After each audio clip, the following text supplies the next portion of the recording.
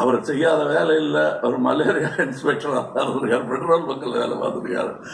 ஆளை பார்த்தா தெரியாது. அவர் சினிமாவை பார்த்தா நான் இன்னைக்கும் ரசிக்கிறேன்.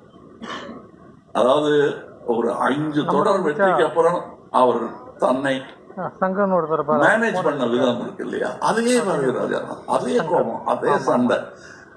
ஒரு தோல்வி வந்ததுக்கு அதுக்காக அஞ்சவே மாட்டாரு. என்னை பொறுத்தவரையிலும் கல்லுக்குள் ஈரம் என்னுடைய ஃபேவரட் ஃபிலிம். நான் என்ன சார், நான் நிழல்கள் பார்த்துட்டு வந்தேன்.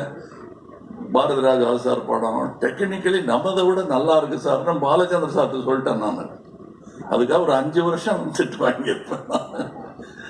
ஏன்னா அந்த படம் அவ்வளோ சரியா போகல. எங்க வறுமை நிறம் சிறப்பு நல்லா போயிடுச்சு. ஆனா ரிலீஸுக்கு முன்னாடி எல்லாருக்கும் பதட்டமா இருக்கும்.